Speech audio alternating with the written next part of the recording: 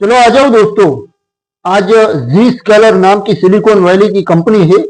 आपको पता ना हो तो बता दूं कि सिलिकॉन वैली की टॉप 100 कंपनीज की मैंने लिस्ट बनाई है और उन सारी कंपनीज की आई बुक लेकर आता हूं। आई बुक यानी डिजिटल बुक, जो 12 चैप्टर की बुक होती है, जिसमें हर चैप्टर में अलग अलग पहलू पर कंपनी की, किसी भी कंपनी की जो सिलिकॉन वैली की है, टॉप 100 में जो आती है, उसकी सफलता की कहानी में पूरी की पूरी बुक लेकर आता हूं। तो आज जी स्केलर नाम की एक कंपनी है, तो वो सफल कंपनी कैसे बनी, ये एक सवाल या निशान आपके मन में हो है, तो इसका जवाब इस वीडियो में आपको जरूर मिलेगा। तो कंपनी का क्या प्रोडक्ट है, शुरुआत कैसे की और किस प्रकार का बिजनेस मॉडल है।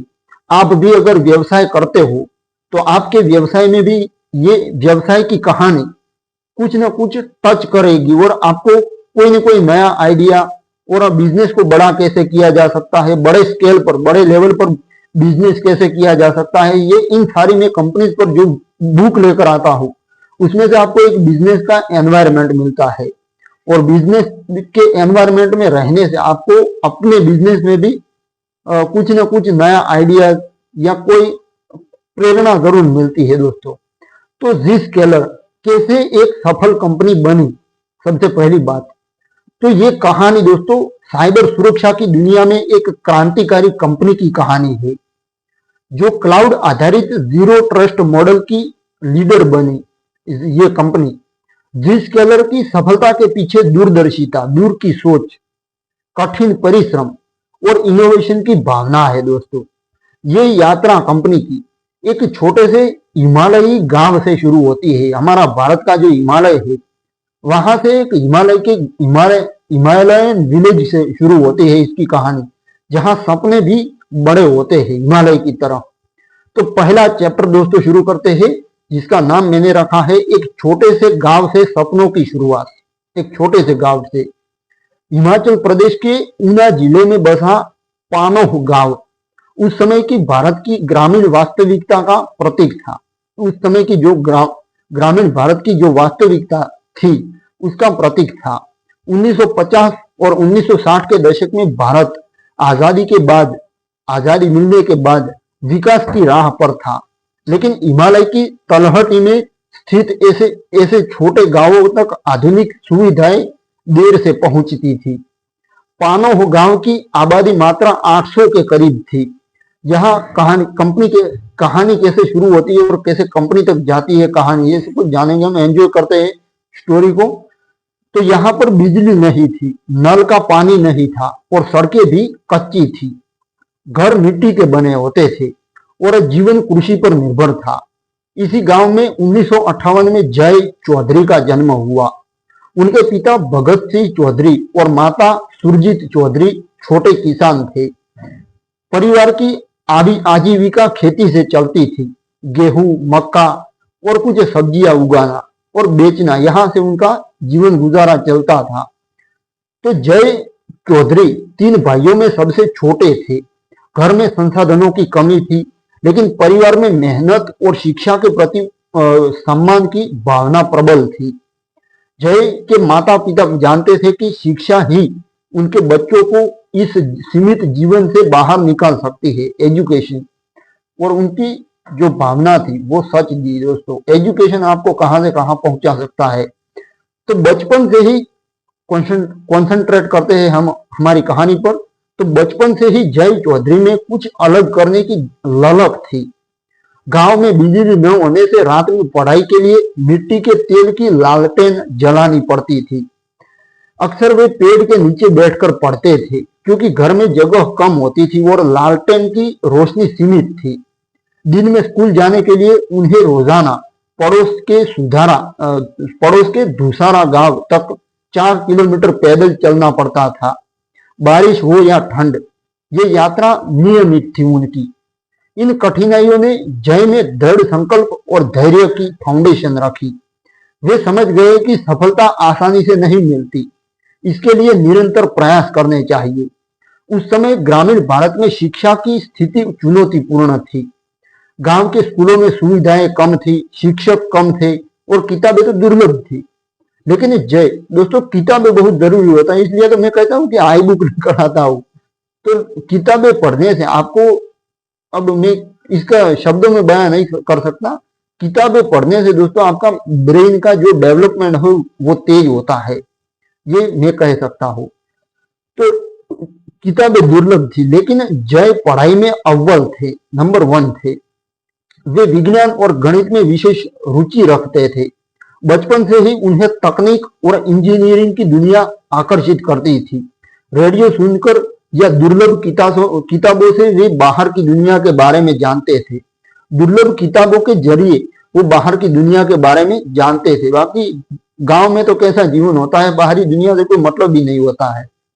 तो अमेरिका जैसे देशों की कहानियां उन्हें प्रेरित करती थी। मुझे भी अमेरिका की कहानियां प्रेरित करती है दोस्तों, सच बोलता हूं। जहां मेहनत से कुछ भी संभव था, द लैंड ऑफ अपॉर्चुनिटी कहा जाता है अमेरिका को।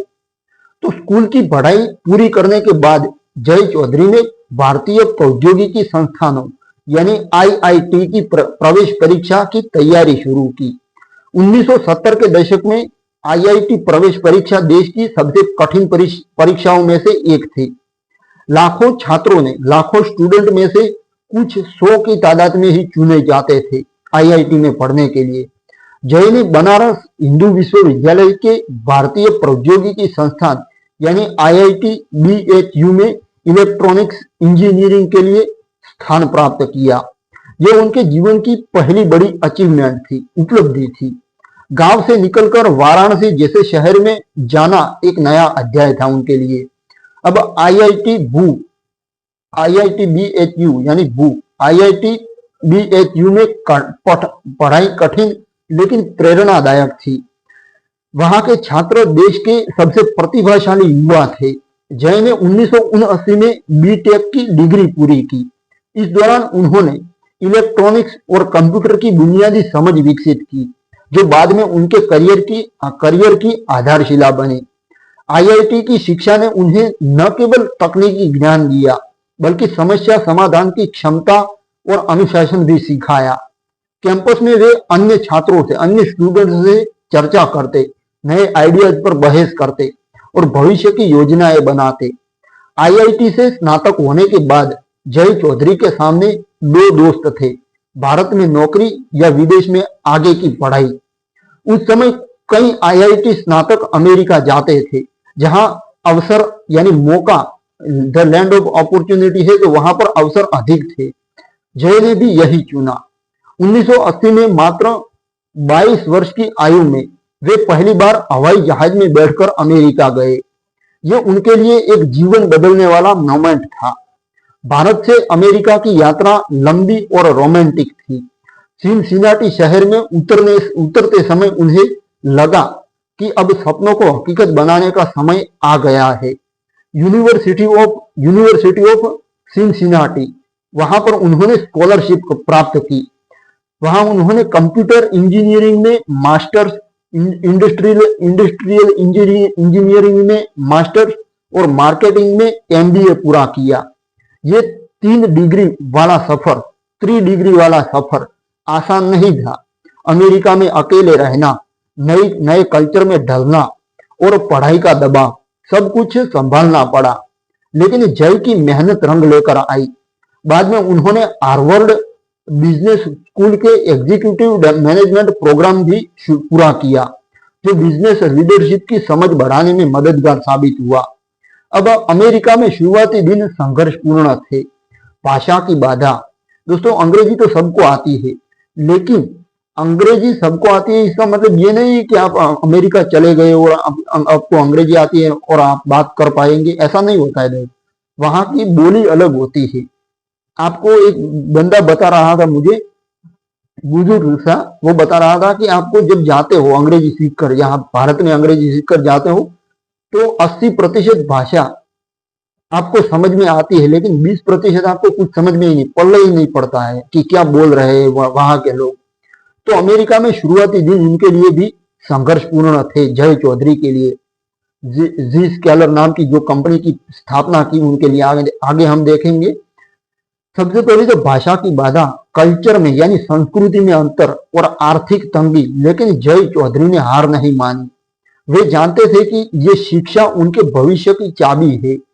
यूनिवर्सिटी में वे दिन रात पढ़ते, प्रोजेक्ट्स पर काम करते और तकनीकी विचारों से जुड़े रहते। इस दौरान उन्होंने कंप्यूटर और इंटरनेट की उभरती दुनिया को करीब से देखा, जो बाद में उनकी एंटरप्रेन्योरशिप की दिशा निर्धारित करने वाली साबित हुई। जय चौधरी का बचपन और शिक्षा की यात्रा ये सिखाती जरूर है कि सीमित संसाधनों में भी बड़े सपने देखे जा सकते हैं। पानोह गांव की मिट्टी से निकला ये युवा अमेरिका में कॉरपोरेट दुनिया में प्रवेश करने वाला था। उनकी ये शुरुआत Zscaler जैसी कंपनी की नींव रखने वाली थी, एक ऐसी कंपनी जो पारंपरिक सुरक्षा को चुनौती देने वाली थी और क्लाउड युग में नया मानक स्थापित करने वाली थी। ये अध्याय दोस्तों दर्शाता है कि सफलता की जड़ें कठिनाइयों में छिपी होती है और सही दिशा में किया गया प्रयास कभी व्यर्थ नहीं जाता। ये दोस्तों परफेक्ट चीज है। तो अब बढ़ते हैं दोस्तों दूसरे चैप्टर की ओर, अमेरिका में कॉरपोरेट जीवन की शुरुआत। ये है दूसरा चैप्टर। तो 1980 के दशक की शुरुआत में जब जय चौधरी अमेरिका पहुंचे तो उनके लिए सब कुछ वहां पर नया था। भारत के छोटे गांव से निकलकर सिनसिनाटी जैसे शहर में बसना आसान नहीं था। भाषा की बाधा, सांस्कृतिक अंतर और अकेलापन, वहां पर अकेलापन बहुत होता है दोस्तों, ये सब चुनौतियां थी उनके लिए। लेकिन जय की दृढ़ इच्छा शक्ति और पढ़ाई के प्रति समर्पण ने उन्हें आगे बढ़ाया। यूनिवर्सिटी ऑफ सिनसिनाटी में उन्होंने 3 डिग्रियां हासिल की, कंप्यूटर इंजीनियरिंग में मास्टर्स, इंडस्ट्रियल इंजीनियरिंग में मास्टर्स और मार्केटिंग में MBA किया। ये दौर उनके लिए मल्टीफेसिड ज्ञान प्राप्त यानी बहुमुखी ज्ञान प्राप्त करने का दौर था। तकनीकी पक्ष के साथ साथ बिजनेस और मार्केटिंग की समझ विकसित करना जरूरी था, क्योंकि वे जानते थे कि केवल इंजीनियरिंग से ही सफलता नहीं मिलेगी। पढ़ाई पूरी करने के बाद 1980 के दशक के मध्य में जय ने अमेरिकी कॉरपोरेट दुनिया में कदम रखा। उस समय अमेरिका में कंप्यूटर और IT उद्योग तेजी से बढ़ रहा था।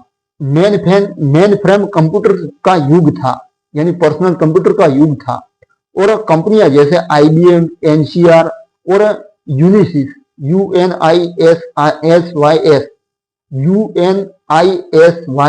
यूनिसिस इस क्षेत्र की दिग्गज कंपनियां थी। जय ने सबसे पहले यूनिसिस, जो पहले बुरोक्स के नाम से जानी जाती थी, अब बुरोक्स का मैं स्पेलिंग बोल देता हूं, BURROUGHS,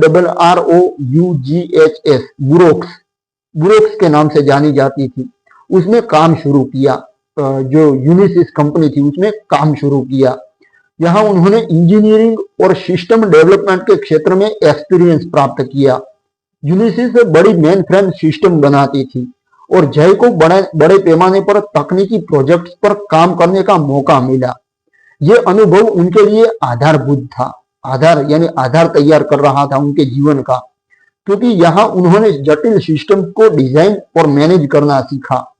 इसके बाद जय चौधरी NCR कॉरपोरेशन में शामिल हुए। NCR उस समय रिटेल और फाइनेंशियल सिस्टम्स में लीडर थी, जैसे ATM और पॉइंट ऑफ सेल सिस्टम्स। यहाँ जय ने सेल्स और मार्केटिंग के क्षेत्र में अधिक फोकस किया। NCR में उन्होंने ग्राहकों से सीधे बातचीत की, उनकी जरूरतों को समझा और समाधान प्रस्तुत किए। ये दौर उनके लिए महत्वपूर्ण था, क्योंकि भारत में पढ़ाई के दौरान मार्केटिंग की थ्योरी सीखी थी उन्होंने, लेकिन अब उसे व्यावहारिक रूप से लागू कर रहे थे वो। NCR की ट्रेनिंग ने उन्हें बिजनेस डेवलपमेंट और क्लाइंट रिलेशनशिप की बारीकियां सिखाई। जय की कॉरपोरेट यात्रा का सबसे महत्वपूर्ण पड़ाव IBM था। 1980 और 1990 के दशक में IBM दुनिया की सबसे बड़ी टेक कंपनी थी और यहाँ काम करना अपने आप में सम्मान की बात थी। जय ने IBM में इंजीनियरिंग, सेल्स, मार्केटिंग और मैनेजमेंट के विभिन्न भूमिकाएं निभाई। IBM को बेस्ट सेल्स ट्रेनिंग ग्राउंड कहा जाता था और जय खुद मानते हैं कि यहाँ की ट्रेनिंग ने उन्हें बहुत कुछ सिखाया। आईबीएम में वे बड़े एंटरप्राइज क्लाइंट से डील करते थे, जहां करोड़ों डॉलर्स के कॉन्ट्रैक्ट्स होते थे। यहाँ उन्होंने सीखा कि कैसे टीमों का नेतृत्व करें, बड़ी टीम का नेतृत्व कैसे करें, कैसे जटिल प्रोजेक्ट्स मैनेज करें और कैसे मार्केट में प्रतिस्पर्धा करें। आईबीएम, एनसीआर और यूनिसिस जैसी कंपनियों में कुल मिलाकर 15 से 20 वर्षों का अनुभव जय को आईटी उद्योग की गहरी समझ प्रदान किया। ये दौर 1980 के अंत से 1990 के मध्य तक चला। इस दौरान इंटरनेट का उदय हो रहा था। 1990 के दशक की शुरुआत में वर्ल्ड वाइड वेब यानी www आता है ना, वो वर्ल्ड वाइड वेब का आविष्कार हुआ और कंपनियां नेटवर्किंग और डेटा ट्रांसफर पर फोकस कर रही थी। जय इन बदलावों को करीब से देख रहे थे। वे देख रहे थे कि पारंपरिक मेन फ्रेम सिस्टम वहां से क्लाइंट सर्वर मॉडल की और रुख हो रहा था, उसकी ओर रुख हो रहा है, ये उन्होंने देखा। और आगे इंटरनेट आधारित एप्लीकेशन आएंगे, जो आज हम यूज करते हैं, इंटरनेट आधारित एप्लीकेशन। तो इन कंपनियों में काम करते हुए जय ने सुरक्षा की कमियों को भी नोटिस किया। उस समय सुरक्षा मुख्य रूप से फिजिकल और बेसिक पासवर्ड आधारित थी। इंटरनेट के बढ़ते उपयोग से वायरस, हैकिंग और डेटा चोरी की घटनाएं बढ़ रही थी। जय की तकनीकी बैकग्राउंड ने उन्हें इन समस्याओं को गहराई से समझने में मदद की। वे सोचते थे कि भविष्य में सुरक्षा एक बड़ा मुद्दा बनेगी। कॉर्पोरेट जीवन ने उन्हें यह भी सिखाया कि बड़ी कंपनियों के ढांचे में नवाचार सीमित होता है। बड़ी कंपनियां जो होती है वहां पर इनोवेशन सीमित होता है। नियम, कानून और ब्यूरोक्रेसी के कारण नई आइडियाज जल्दी लागू नहीं होते। जय में उद्यमी भावना जाग रही थी, एंटरप्रेन्योर की भावना जाग रही थी। अगर आप भी एंटरप्रेन्योर बनना चाहते हो तो आपके लिए ये कहानी परफेक्ट है। तो जय में उद्यम की यानी एंटरप्रेन्योरशिप की भावना जाग रही थी। वे कुछ अपना करना चाहते थे। इस दौरान जय की निजी जिंदगी यानी प्राइवेट लाइफ भी स्थिर हो रही थी। उन्होंने ज्योति से शादी की, ज्योति नाम की लड़की से शादी की, जो खुद भी प्रोफेशनल थी। दोनों ने मिलकर अमेरिकी सपने यानी अमेरिकन विजन को जिया, अमेरिकी सपने को जिया, जो सबके जीवन में होता है कि अमेरिका में जाते हैं, सेट हो जाते हैं और वहां पर जिंदगी बिताते हैं। ये विजन होता है, सपना होता है सबका या कुछ लोगों का। तो उन्होंने भी अमेरिकी सपने को जिया, मेहनत से घर बनाना, बचत करना और भविष्य की योजना बनाना। लेकिन जय की महत्वाकांक्षा यानी एम्बिशन बड़ी थी। वे सिलिकॉन वैली की कहानियां पढ़ते थे, जहां स्टार्टअप्स रातों रात सफल हो रहे थे। 1990 के दशक में इंटरनेट बूम शुरू हुआ और कई कंपनियां आईपीओ से अरबपति बन रही थी। जय ने खुद से सवाल किया, मैं क्यों नहीं ऐसा कर सकता। कॉर्पोरेट जीवन के ये वर्ष जय के लिए तैयारी का दौर थे। आईबीएम जैसी कंपनी में सेल्स ट्रेनिंग ने उन्हें ग्राहकों की जरूरत समझने की कला सिखाई, जो बाद में उनके स्टार्टअप्स में काम आई। एनसीआर और यूनिसिस ने तकनीकी और मैनेजमेंट स्किल्स प्रदान की उनको, उसका एक्सपीरियंस दिया। कुल मिलाकर 25 वर्षों से अधिक का ये अनुभव साइबर सुरक्षा के क्षेत्र में गहरा अनुभव था। जय देख रहे थे कि इंटरनेट का युग सुरक्षा को नई चुनौतियां देगा और पारंपरिक हार्डवेयर आधारित समाधान अपर्याप्त साबित होंगे। ये अनुभव ज़ीस्केलर की कंपनी की आधारशिला बना। कॉर्पोरेट दुनिया ने जय को नेतृत्व, मार्केटिंग और तकनीकी नवाचार की समझ दी, जो आगे चलकर उनकी उद्यमिता यानी एंटरप्रेन्योरशिप यात्रा में महत्वपूर्ण साबित हुई। बड़ी कंपनियों के अंदर रहकर उन्होंने बाहर की संभावनाएं देखी। ये अध्याय दर्शाता है कि सफल उद्यमी अक्सर कॉर्पोरेट एक्सपीरियंस की से ही मजबूत नींव बनाते हैं और सही समय पर जोखिम लेने की हिम्मत रखते हैं। जय चौधरी की ये यात्रा अब उद्यमिता की ओर मुड़ने वाली थी दोस्तों, जहां वे अपनी पहली कंपनी शुरू करने वाले थे। अब दोस्तों बढ़ते हैं नेक्स्ट चैप्टर की ओर। तो ज़ीस्केलर की बात कर रहे हैं। तीसरा अध्याय, तीसरा चैप्टर, पहली उद्यमिता, सिक्योर आईटी की स्थापना, ये है तीसरा चैप्टर। तो 1990 के दशक के मध्य में इंटरनेट का युग तेजी से उभर रहा था। वर्ल्ड वाइड वेब का आविष्कार हो चुका था और कंपनियां तथा व्यक्ति तेजी से ऑनलाइन जुड़ रहे थे। ई कॉमर्स की शुरुआत हो रही थी, ईमेल आम हो रहा था और इंटरनेट हर क्षेत्र में क्रांति लेकर आ रहा था। लेकिन इस तेज विकास के साथ एक बड़ी समस्या भी सामने आ रही थी, साइबर सुरक्षा की कमी। वायरस, हैकिंग और डेटा चोरी की घटनाएं बढ़ रही थी। पारंपरिक सुरक्षा तरीके जो मुख्य रूप से लोकल नेटवर्क पर आधारित थे, इंटरनेट के लिए अपर्याप्त साबित हो रहे थे।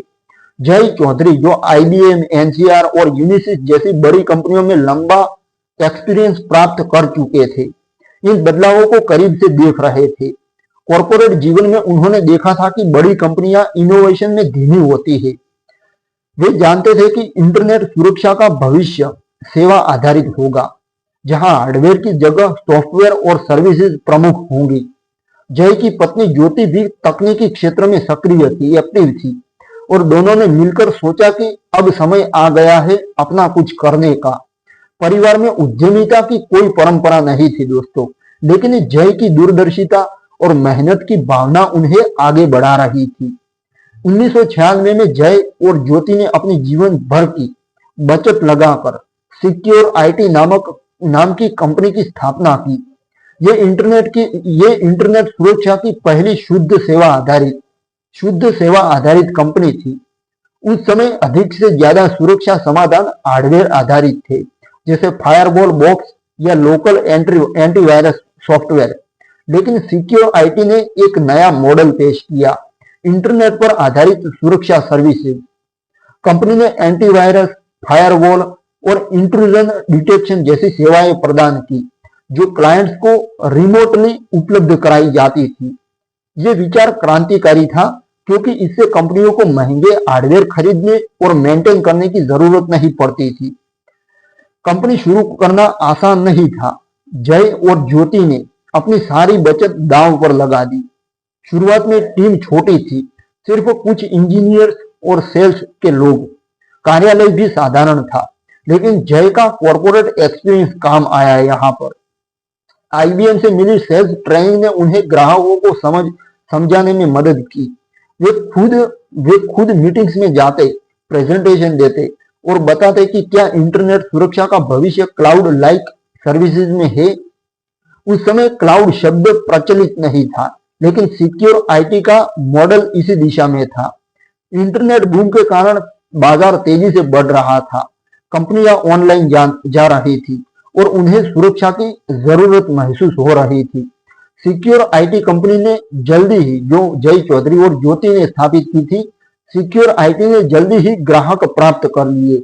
कंपनी की सर्विसेज स्केलेबल थी, छोटी से बड़ी कंपनियों तक सभी के लिए। जय ने टीम में इनोवेशन पर जोर दिया। वे दिन रात नए थ्रेट्स का एनालिसिस करते और सॉल्यूशंस अपडेट करते। सिक्योर IT ने साबित किया कि सुरक्षा को सेवा के रूप में प्रदान करना प्रभावी और कुशल है। अब दोस्तों, मात्र 2 वर्षों में 1998 में सिक्योर IT की सफलता ने बड़ी कंपनियों का ध्यान आकर्षित किया।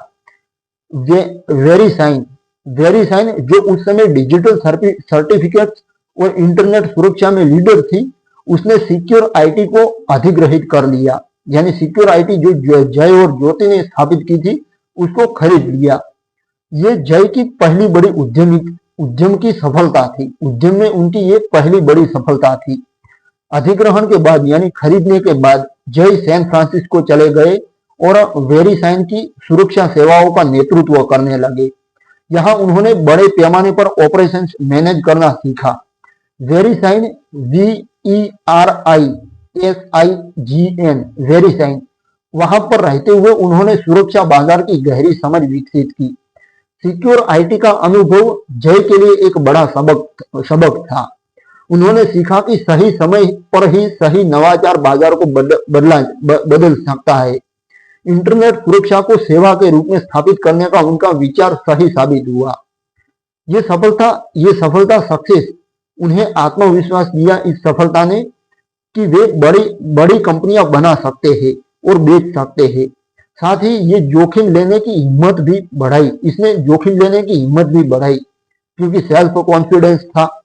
ज्योति का साथ इस पूरे सफर में महत्वपूर्ण रहा। दोनों ने मिलकर निर्णय लिए और चुनौतियों का सामना किया।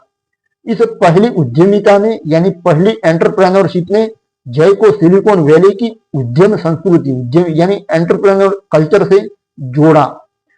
1990 के दशक का डॉट कॉम बूम स्टार्टअप्स के लिए सुनहरा दौर था और सिक्योर आईटी की सफलता ने जय को इस दुनिया में स्थापित किया। लेकिन जय यही नहीं रुके। वेरीसाइन छोड़ने के बाद उन्होंने और कंपनियां शुरू की, हर बार उभरती तकनीकों की सुरक्षा पर फोकस करते हुए। सिक्योर आईटी की नींव ने साबित किया, उसकी फाउंडेशन ने साबित किया कि एक छोटे से गांव से आए व्यक्ति की दूरदर्शिता वैश्विक लेवल पर बदलाव ला सकती है। यह अध्याय दोस्तों जय चौधरी की पहली उद्यमिता पर केंद्रित था, जो Zscaler की सफलता की आधारशिला बनी। सिक्योर आईटी ने इंटरनेट सुरक्षा को नई दिशा दी और जय को सीरियल उद्यमी बनाया। सीरियल यानी एक के बाद एक, चेन वाली, सीरियल यानी सीरीज पूरी की पूरी, सीरियल उद्यमी यानी सीरियल एंटरप्रेन्योर बनाया।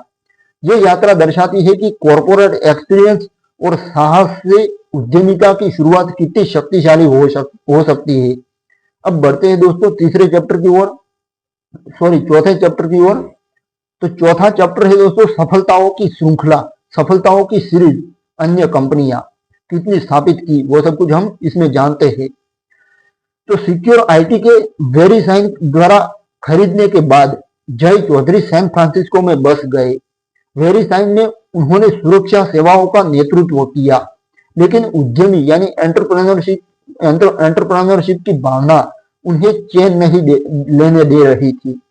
1990 के दशक का अंत और 2000 के दशक की शुरुआत इंटरनेट बूम का दौर था। .com बबल फट चुका था, लेकिन तकनीकी नवाचार रुक नहीं रहा था। ई कॉमर्स, वेब होस्टिंग्स और डिजिटल ट्रांसफॉर्मेशन तेजी से बढ़ रहे थे।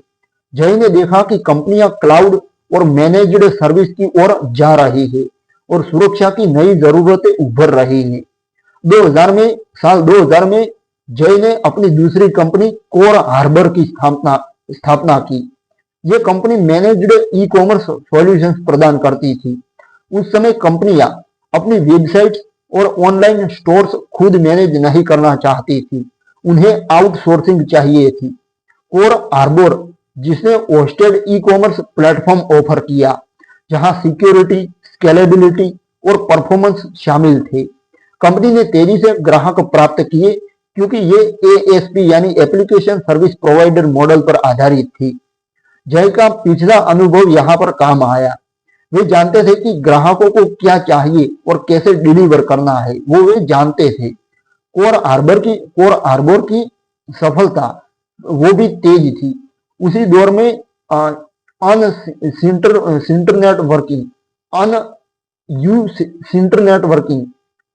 इंटरनेटवर्किंग यानी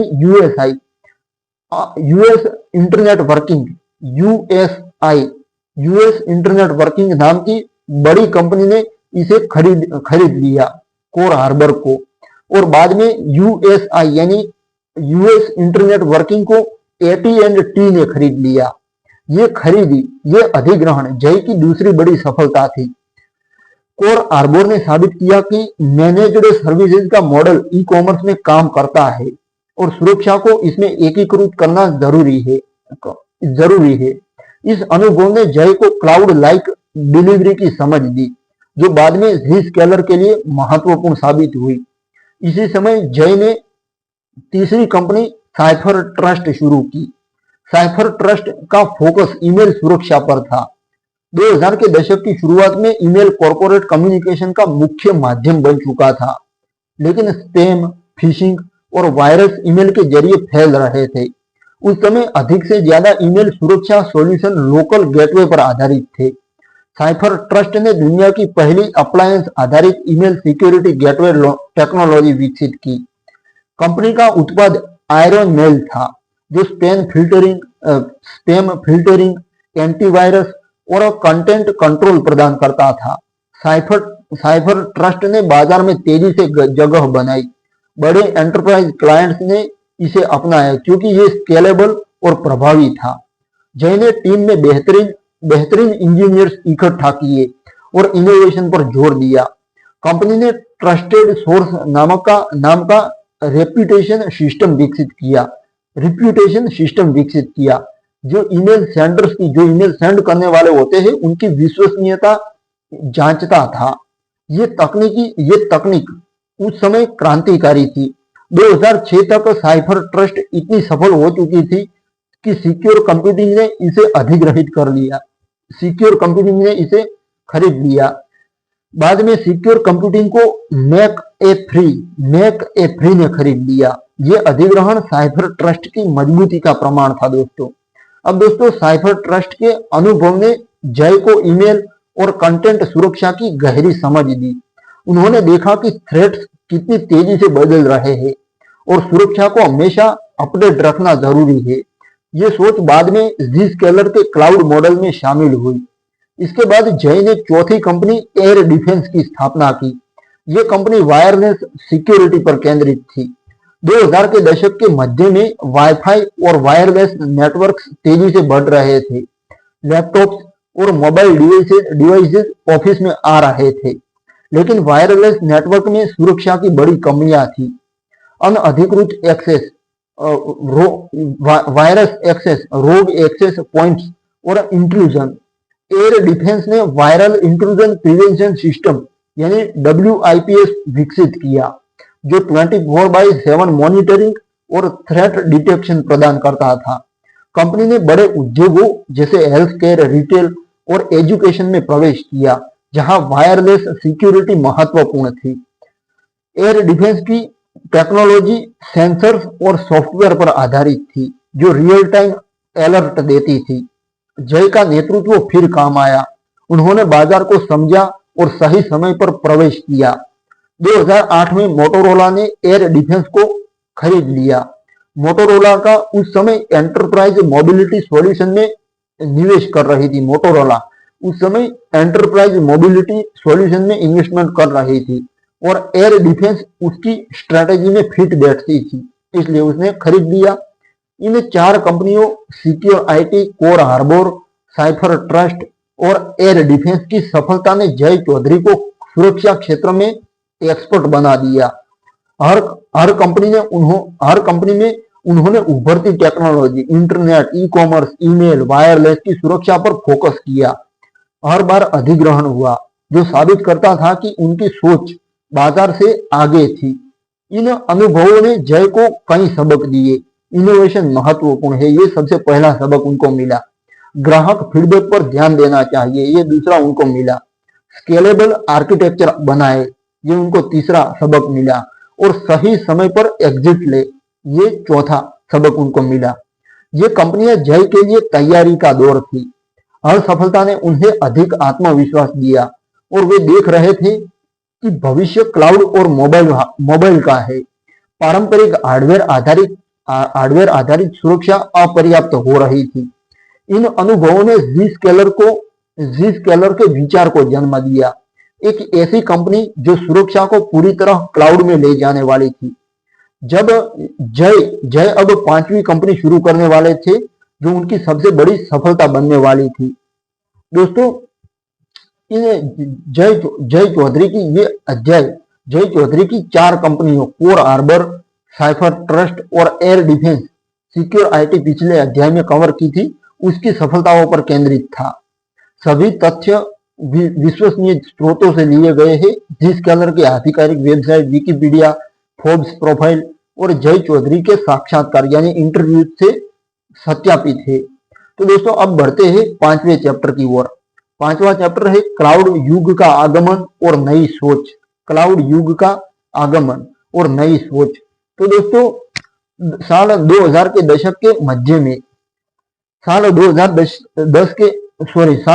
के दशक के मध्य में दुनिया तकनीकी क्रांति के बारे में नए दौर में प्रवेश कर रही थी। इंटरनेट अब हर जगह था, घरों में, ऑफिसों में और मोबाइल फोन्स पर। ब्रॉडबैंड कनेक्शन तेज हो रहे थे, स्मार्टफोन्स का युग शुरू हो रहा था और कंपनियां डेटा को लोकल सर्वर से हटाकर क्लाउड पर ले जा रही थी। सेल्सफोर्स जैसी कंपनियां सॉफ्टवेयर को सेवा के रूप में सॉफ्टवेयर एज अ सर्विस प्रदान कर रही थी। मार्क बेनियोफ मार्क बेनियोफ की सेल्सफोर्स ने साबित किया कि सॉफ्टवेयर को इंस्टॉल करने की जरूरत नहीं है, इसे क्लाउड से एक्सेस किया जा सकता है। ये मॉडल स्केलेबल, कम खर्चीला और आसान था। अब जय चौधरी, थोड़ा मैं समझा देता हूं दोस्तों। ये क्लाउड का मॉडल क्या है? तो क्लाउड ये है कि आपके पास एक मोबाइल है, आपको YouTube एप्लीकेशन यूज करनी है, तो आपको कुछ करने की जरूरत नहीं। आप इंटरनेट से क्लाउड पर जो मौजूद है एप्लीकेशन YouTube की, उसको इंस्टॉल करना है, आप सर्विस अपना सकते हो YouTube की। इस तरह क्लाउड आधारित मॉडल पर काम करती थी। तो मार्क बेनियोफ की सेल्सफोर्स ने साबित किया कि सॉफ्टवेयर को इंस्टॉल करने की जरूरत नहीं है, सॉफ्टवेयर को इंस्टॉल करने की जरूरत नहीं है, इसे क्लाउड से एक्सेस किया जा सकता है ऑनलाइन। ये मॉडल स्केलेबल, कम खर्चीला और आसान था। जय चौधरी अपनी पिछली 4 कंपनियों Secure IT, Core Harbor, Cipher Trust और एयर डिफेंस की सफलताओं से इस बदलाव को करीब से देख रहे थे। हर कंपनी में उन्होंने उभरती तकनीकों की सुरक्षा पर काम किया था, लेकिन अब वे देख रहे थे कि पारंपरिक सुरक्षा मॉडल टूट रहा है। पुराने तरीके में कंपनियां फायरवॉल और वीपीएन जैसे हार्डवेयर बॉक्स खरीदती थी, जो ऑफिस नेटवर्क के अंदर सुरक्षा प्रदान करते थे। ये किला और खाई मॉडल था। ये किला और खाई का मॉडल था। नेटवर्क के बाहर खतरा मानकर अंदर सब कुछ सुरक्षित समझा जाता था। लेकिन अब कर्मचारी घर से, कॉफी शॉप से या यात्रा करते हुए काम कर रहे थे। डेटा क्लाउड पर जा रहा था। Google apps, Microsoft office 365, Amazon web services जैसे प्लेटफॉर्म्स पर। जय को लगा कि ये मॉडल असफल, फेल हो रहा है। मोबाइल वर्कफोर्स और क्लाउड एप्लीकेशंस के कारण ट्रैफिक सीधे इंटरनेट पर जा रहा था, न कि कंपनी की नेटवर्क से गुजरकर। पुराने फायरवॉल इसे हैंडल नहीं कर पा रहे थे। लेटेंसी बढ़ रही थी, खर्च बढ़ रहा था और सुरक्षा में छेद रह जा रहे थे। सुरक्षा में छेद रह जा रहे थे। हैकर्स अब परिधि को तोड़कर अंदर नहीं आते थे, वे सीधे यूजर्स को टारगेट करते थे, फिशिंग या मेलवेयर से।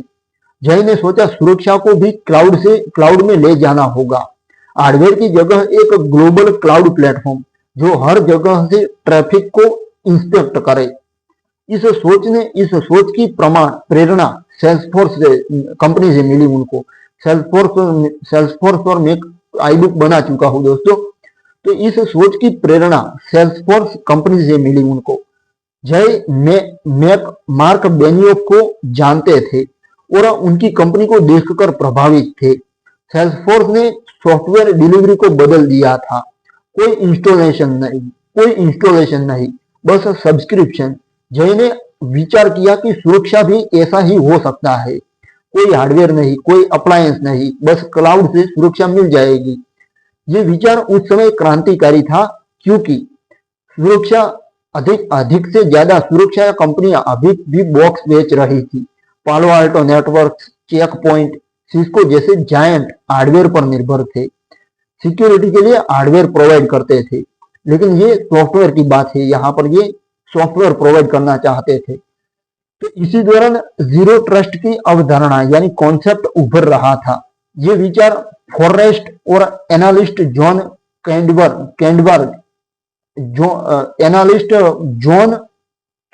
किंडरवेग उन्होंने 2009 में लोकप्रिय बनाया इस कॉन्सेप्ट को। इसी दौरान जीरो ट्रस्ट कॉन्सेप्ट उभर रहा था। ये विचार फॉरेस्ट के एनालिस्ट थे, एक जॉन किंडरवाग नाम के व्यक्ति। उन्होंने 2009 में लोकप्रिय बनाया इस विचार को। लेकिन जय इससे पहले से परिचित थे। जीरो ट्रस्ट का मतलब कभी भरोसा न करे, हमेशा सत्यापन करे। पारंपरिक मॉडल में नेटवर्क के अंदर भरोसा होता था, लेकिन जीरो ट्रस्ट में हर एक्सेस, चाहे यूजर अंदर हो या बाहर, उसको वेरीफाई किया जाता था। आइडेंटिटी, डिवाइस लोकेशन, बिहेवियर सब कुछ चेक किया जाता था। जय ने इसे क्लाउड में लागू करने का विचार किया, एक प्लेटफॉर्म जो यूजर को सीधे एप्लीकेशन से जोड़े बिना नेटवर्क एक्सपोज किए। जय की पिछली कंपनियों का अनुभव यहाँ काम आया। सिक्योर आईटी में उन्होंने सेवा आधारित सर्विस बेस्ड सुरक्षा शुरू की थी। साइफर ट्रस्ट में कंटेंट इंस्पेक्शन सीखा। एयर डिफेंस में वायरलेस और डिस्ट्रीब्यूटेड मॉनिटरिंग। कोर हार्बर में मैनेज्ड सर्विस। सब कुछ मिलकर एक नई तस्वीर बना रहा था। वे जानते थे कि भविष्य में सभी एप्लीकेशंस क्लाउड पर होंगे और यूजर्स कहीं से भी एक्सेस करेंगे। सुरक्षा को प्रॉक्सी की तरह काम करना होगा। ट्रैफिक को इंटरसेप्ट करके इंस्पेक्ट करे बिना बैक होल्डिंग के। इस दौर में जय इंडस्ट्री कॉन्फ्रेंस में जाते, एक्सपर्ट से बात करते और ट्रेंड्स यानी जो लहर आती है उसको एनालाइज करते, ट्रेंड को एनालाइज करते। वे देख रहे थे कि डेटा ब्रीच की घटनाएं बढ़ रही है। कंपनियां करोड़ों खर्च कर रही है लेकिन फिर भी असुरक्षित है। जय का मानना था कि समस्या आर्किटेक्चर में है, न कि प्रोडक्ट्स में। पुराना मॉडल स्केल नहीं कर रहा। उन्हें लगा कि एक नया प्लेटफॉर्म चाहिए जो ग्लोबल हो, हमेशा ऑन हो और real time threat intelligence use करे। ये सोच धीरे धीरे Zscaler के रूप में आकार ले रही थी। अब कैसे कंपनी अस्तित्व में आती है वे सब कुछ हम जानेंगे। तो ये सोच उनकी धीरे धीरे Zscaler के रूप में आकार ले रही थी। जय ने निर्णय लिया कि अब समय आ गया है पांचवी कंपनी शुरू करने का। इस बार सबसे बड़ी और सबसे महत्वाकांक्षी कंपनी। वे जानते थे कि ये आसान नहीं है, ये आसान नहीं होगा। बाजार में बड़े खिलाड़ी है, इन्वेस्टर संदेह करेंगे और टेक्नोलॉजी जटिल है। लेकिन उनकी पिछली सफलताएं आत्मविश्वास दे रही थी। ज्योति का साथ महत्वपूर्ण था, उनकी पत्नी ज्योति का साथ महत्वपूर्ण था। दोनों ने मिलकर प्लानिंग की। क्लाउड युग का ये आगमन सुरक्षा उद्योग के लिए टर्निंग पॉइंट था। जब जय चौधरी ने इसे सबसे पहले समझा और उस पर एक्शन लिया। उनकी ये नई सोच पारंपरिक मॉडल को चुनौती देने वाली थी। जीरो ट्रस्ट और क्लाउड नेटिव सुरक्षा का विचार अब हकीकत बनने वाला था। ये अध्याय दर्शाता है कि सच्चा इनोवेशन तब होता है जब आप बाजार की कमियों को देखते हैं और साहस से नया रास्ता बनाते हैं। जय की ये दूरदर्शिता Zscaler को सफलता की ऊंचाइयों तक ले जाने वाली थी। दोस्तों अब बढ़ते हैं नेक्स्ट चैप्टर की ओर। नेक्स्ट चैप्टर है छठा चैप्टर, Zscaler की स्थापना। अब पूरी की पूरी कंपनी पर आए हैं हम। Zscaler की स्थापना कैसे हुई, क्योंकि ये वीडियो जो है, वीडियो डिजिटल बुक है, वो Zscaler की सफल कैसे बनी कंपनी उस पर आधारित है। तो Zscaler की अब स्थापना होती है। तो 2007 का वर्ष ये हम इस छठे चैप्टर में जानते हैं Zscaler की स्थापना कैसे हुई। तो 2007 का वर्ष साइबर सुरक्षा उद्योग के लिए एक महत्वपूर्ण मोड़ था। दुनिया भर में इंटरनेट उपयोग बढ़ रहा था, क्लाउड कंप्यूटिंग उभर रही थी और मोबाइल डिवाइसेस आम हो रहे थे। लेकिन सुरक्षा अभी भी पुराने मॉडल पर टिकी थी। हार्डवेयर अप्लायंस, वीपीएन और परिधि आधारित फायरवॉल। जय चौधरी अपनी पिछली 4 कंपनियों की सफलताओं से प्राप्त एक्सपीरियंस और क्लाउड की नई सोच के साथ तैयार थे। वे जानते थे कि सुरक्षा को पूरी तरह क्लाउड में ले जाना होगा। एक ऐसा प्लेटफॉर्म जो ग्लोबल हो, स्केलेबल हो और रियल टाइम सुरक्षा प्रोवाइड करे।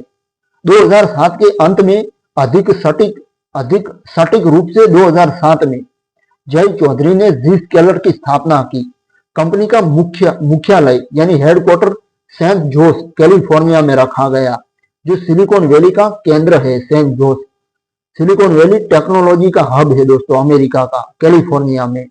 तो सेंट जोस टेक्नोलॉजी, इनोवेशन और स्टार्टअप्स का हब था और यहाँ टैलेंट, इन्वेस्टर और पार्टनर्स आसानी से अवेलेबल थे।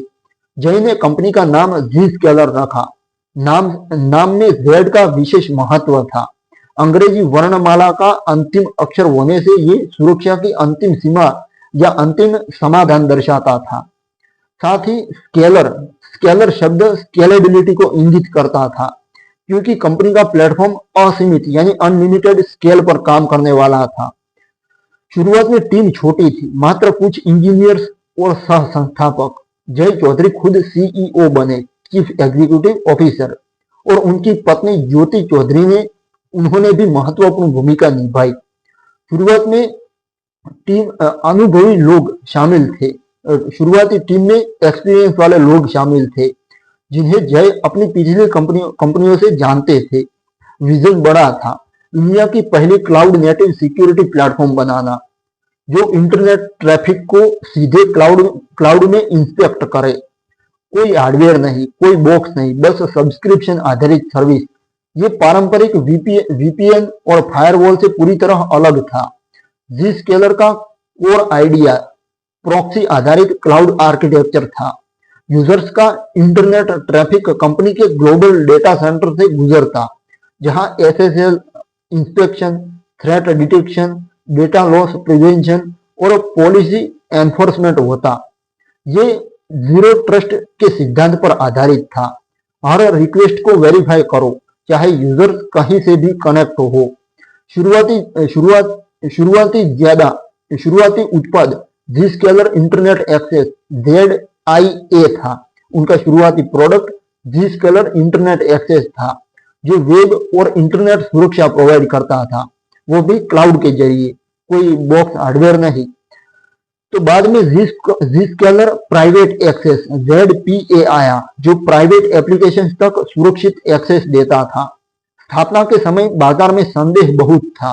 बड़े खिलाड़ी जैसे सिस्को, पालो अल्टो नेटवर्क्स और चेकपॉइंट, अब इसमें चेकपॉइंट के अलावा जो मैंने दो कंपनियों के नाम बोले, सिस्को और पालो अल्टो नेटवर्क्स, उन पर भी मैं आई बुक बना चुका हूँ। तो दोस्तों, सिस्को, पालो अल्टो नेटवर्क्स और चेकपॉइंट हार्डवेयर बेच रहे थे और क्लाउड सुरक्षा को नया और जोखिम भरा माना जाता था। इन्वेस्टर्स को समझाना मुश्किल था कि क्लाउड में सुरक्षा कैसे काम करेगी, लेकिन जय की पिछली सफलताएं चार कंपनियों के अधिग्रहण ने विश्वसनीयता प्रदान की, ट्रस्ट, कॉन्फिडेंस प्रदान किया। शुरुआती funding Sequoia Capital, Lightspeed Venture Partners और अन्य से आई। लाइट स्पीड वेंचर पार्टनर्स और अन्य से फंडिंग आई। जय ने निवेशकों को समझाया कि ये मॉडल भविष्य है, कम खर्च, तेज डिप्लॉयमेंट और हमेशा अपडेटेड सुरक्षा। कंपनी की शुरुआत में चुनौतियां बहुत थी, टेक्नोलॉजी जटिल थी, दुनिया भर में डेटा सेंटर सेटअप करना, लो लेटेंसी सुनिश्चित करना और बड़े ट्रैफिक वॉल्यूम हैंडल करना। टीम ने दिन रात मेहनत की। जय खुद टेक्निकल डिस्कशंस में शामिल होते थे, आर्किटेक्चर डिजाइन करते और ग्राहकों से बात करते। कंपनी का कल्चर ग्राहक केंद्रित था, हर फीचर ग्राहक की जरूरत से प्रेरित होता था। शुरुआती दिनों में ऑफिस साधारण था, लेकिन विजन स्पष्ट था दोस्तों।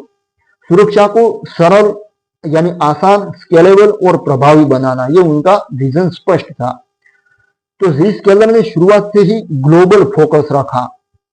ग्लोबल फोकस, डेटा सेंटर्स को दुनिया भर में फैलाए गए। यूजर्स को तकनीकी लोकेशन से सर्विसेज मिले। ये लेटेंसी कम करता था और परफॉर्मेंस बढ़ाता था। कंपनी ने मल्टी टेनेंट आर्किटेक्चर अपनाया, यानी एक ही प्लेटफॉर्म, और कई लोग उसको प्लेटफॉर्म को यूज कर पाते हैं, उसको मल्टी टेनेंट आर्किटेक्चर कहा जाता है। तो उन्होंने ये मल्टी टेनेंट आर्किटेक्चर अपनाया, जहां एक ही प्लेटफॉर्म हजारों ग्राहकों को सर्व करता था। ये क्लाउड का असली फायदा था, लागत कम और अपडेट्स तुरंत। जय चौधरी का नेतृत्व इस दौर में महत्वपूर्ण था। वे टीम को प्रेरित करते, कहते कि हम उद्योग को बदल रहे हैं। उनकी सादगी और मेहनत की भावना टीम में उतरी।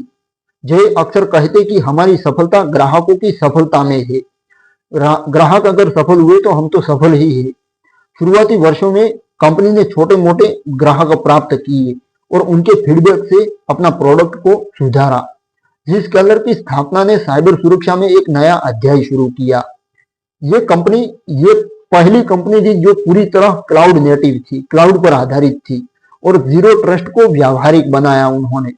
जय की दूरदर्शिता यानी दूर की सोच ने साबित किया कि सही विचार सही समय पर कितना बड़ा बदलाव ला सकता है। ये शुरुआत छोटी थी, लेकिन नींव दोस्तों मजबूत थी।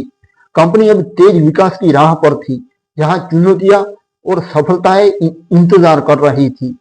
अब दोस्तों, ये अध्याय Zscaler की स्थापना, शुरुआती विजन और टीम पर केंद्रित है। जो सभी तथ्य विश्वसनीय स्रोतों जैसे जी स्केलर की आधिकारिक वेबसाइट, जय चौधरी के interview, Forbes, CNBC company blogs और उद्योग रिपोर्ट से सत्यापित किए गए हैं। और ये सब कुछ सत्यापित है, मेरा कहने का मतलब है। अब बढ़ते हैं दोस्तों 7वें चैप्टर की ओर, प्रारंभिक चुनौतियां और तकनीकी विकास।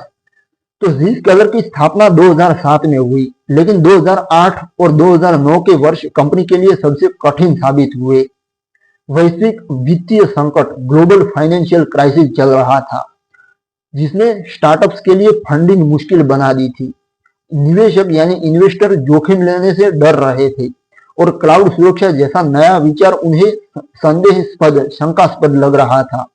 बाजार में पालो आल्टो नेटवर्क्स, चेक पॉइंट और सिस्को जैसे जायंट हार्डवेयर अप्लायंस बेच रहे थे और ग्राहक परिचित समाधानों पर भरोसा करते थे। जी स्केलर का क्लाउड ओनली मॉडल नया था, कोई बॉक्स नहीं, कोई इंस्टॉलेशन नहीं। इसलिए कई CIOs और IT हेड्स को समझाना पड़ता था कि सुरक्षित कैसे है, ये क्लाउड वाला मॉडल सुरक्षित कैसे है। वो सब कुछ CIOs और IT हेड्स को समझाना पड़ता था कि सुरक्षित कैसे है।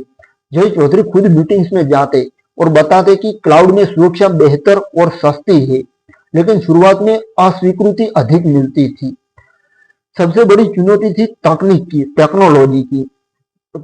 की।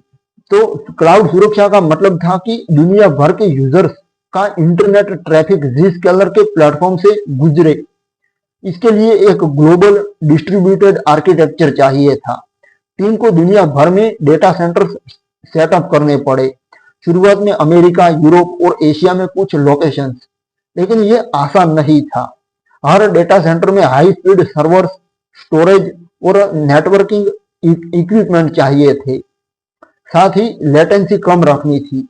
यूजर को लगना चाहिए कि कुछ हो ही नहीं रहा। अगर ट्रैफिक दूर के डेटा सेंटर से गुजरे तो स्पीड कम हो जाती। टीम ने जियो रूटिंग और एनीकास्ट नेटवर्किंग का उपयोग किया ताकि ट्रैफिक हमेशा नजदीकी पॉइंट पर जाए। एक और बड़ी समस्या स्केलेबिलिटी की थी। शुरुआती दिनों में ग्राहक कम थे, लेकिन प्लेटफॉर्म को लाखों करोड़ों यूजर्स हैंडल करने के लिए डिजाइन करना था। टीम ने मल्टी टेनेंट आर्किटेक्चर अपनाया, जहां एक ही इंस्टेंस हजारों ग्राहकों को सर्व करता था, लेकिन डेटा पूरी तरह आइसोलेटेड रहता था। ये टेक्नोलॉजी उस समय दोस्तों दुर्लभ थी। SSL इंस्पेक्शन एक प्रमुख फीचर था। एनक्रिप्टेड ट्रैफिक को डिसरप्ट करके चेक करना, फिर री एनक्रिप्ट करना, लेकिन ये परफॉर्मेंस पर असर डालता था। टीम ने कस्टम हार्डवेयर की जगह सॉफ्टवेयर ऑप्टिमाइजेशन पर फोकस किया और प्रॉक्सी इंजन को इतना कुशल बनाया कि वॉल्यूम भी हैंडल हो जाए। शुरुआती उत्पाद जी स्केलर इंटरनेट एक्सेस पर फोकस था। शुरुआती जो प्रोडक्ट उनका था जी स्केलर इंटरनेट एक्सेस, उस पर फोकस था। तो ये वेब गेटवे की तरह काम करता था। URL filtering, antivirus, anti malware और कंटेंट कंट्रोल, लेकिन क्लाउड में इसे रियल टाइम अपडेट करना पड़ता था। टीम ने थ्रेट इंटेलिजेंस सिस्टम बनाया जो दुनिया भर में से डेटा कलेक्ट करता और तुरंत पॉलिसी को अपडेट करता। दिन रात काम चलता था। इंजीनियर्स शिफ्ट में काम करते, बग फिक्स करते और नए थ्रेट्स का एनालिसिस करते। जय चौधरी खुद कोड रिव्यू करते और टीम को मोटिवेट करते। कंपनी का culture fail fast learn fast था। गलतियां होती, लेकिन उनसे सीखा जाता। ग्राहक प्राप्त करना भी चुनौती थी। शुरुआती ग्राहक छोटी मध्यम कंपनियां थी जो नए विचारों के लिए खुले थे, लेकिन बड़े एंटरप्राइज क्लाइंट्स को कन्विंस करना मुश्किल था। जी स्केलर ने प्रूफ ऑफ कॉन्सेप्ट यानी POC पर जोर दिया, प्रूफ ऑफ कॉन्सेप्ट पर फोकस किया। फ्री ट्रायल देकर साबित करते थे कि उनका प्लेटफॉर्म बेहतर है। फ्री ट्रायल देकर साबित करते थे। फीडबैक बहुत महत्वपूर्ण होता था। हर ग्राहक की शिकायत या सुझाव को टीम गंभीरता से लेती और प्रोडक्ट में बदलाव करती। उदाहरण के लिए शुरुआत में कुछ यूजर्स को लेटेंसी की समस्या आई तो टीम ने अधिक डेटा सेंटर जोड़े और ऑप्टिमाइजेशन किया। 2009 में कंपनी ने सीरीज ए और सीरीज बी फंडिंग प्राप्त की जो विकास के लिए जरूरी थी, लेकिन पैसे बचाकर खर्च करने पड़ते थे। बचाकर खर्च करने पड़ते थे। ऑफिस में सादगी थी और टीम छोटी लेकिन समर्पित थी। महिलाओं और विविधता पर ध्यान दिया गया। ज्योति चौधरी ने ह्यूमन रिसोर्स और ऑपरेशंस में योगदान दिया। इस दौर में कई कर्मचारी स्टॉक ऑप्शंस पर काम करते थे क्योंकि उनके विजन में विश्वास था। अब टेक्नोलॉजी डेवलपमेंट का एक बड़ा हिस्सा सिक्योरिटी पोस्चर था। Zscaler खुद क्लाउड पर था, इसीलिए अपनी सुरक्षा भी मजबूत रखनी थी। टीम ने ISO 27001 और SOC 2 जैसे सर्टिफिकेशंस जल्दी ही प्राप्त किए ताकि ग्राहकों का भरोसा जीते। साथ ही नए फीचर्स जोड़े गए जैसे एडवांस्ड थ्रेट प्रोटेक्शन, सैंडबॉक्सिंग और डेटा लॉस प्रिवेंशन। ये फीचर्स ग्राहक फीडबैक से आए। इन चुनौतियों के बावजूद टीम ने हार नहीं मानी। 2010 तक Zscaler ने साबित कर दिया कि क्लाउड सुरक्षा काम करती है, तेज, सुरक्षित और स्केलेबल भी है। शुरुआती ग्राहकों की सफलता स्टोरेज ने नए क्लाइंट आकर्षित किए। हर दौर संघर्ष का था, लेकिन इसी ने आधार मजबूत बनाया। जय चौधरी अक्सर पूछते थे कि शुरुआती वर्षों की मेहनत ही हमें यहाँ लाई है। यह अध्याय Zscaler के प्रारंभिक वर्षों की चुनौतियों और तकनीकी विकास पर केंद्रित है। टीम की मेहनत ने असंभव को संभव बनाया और कंपनी विकास की राह पर आगे बढ़ी। ये संघर्ष साबित करता है कि सच्चा इनोवेशन कठिनाइयों से गुजर कर ही चमकता है। अब दोस्तों बढ़ते हैं नेक्स्ट चैप्टर की ओर। 8वां चैप्टर, जीरो ट्रस्ट आर्किटेक्चर की क्रांति। ये है 8वां चैप्टर। तो 2010 के दशक की शुरुआत में साइबर सुरक्षा उद्योग एक बड़े बदलाव के मुहाने पर खड़ा था। पारंपरिक किला और खाई मॉडल, जहां नेटवर्क की परिधि पर मजबूत सुरक्षा रखी जाती थी और अंदर सब कुछ भरोसेमंद माना जाता था, अब वो सब कुछ कमजोर पड़ रहा था। हैकर्स परिधि को तोड़कर नहीं बल्कि यूजर्स को सीधे टारगेट कर रहे थे। फिशिंग, मेलवेयर और इनसाइड थ्रेट्स बढ़ रहे थे। क्लाउड एप्लीकेशंस और मोबाइल वर्कफोर्स के कारण डेटा और एक्सेस नेटवर्क के बाहर जा रहा था। इसी बीच जीरो ट्रस्ट की कॉन्सेप्ट उभर रही थी।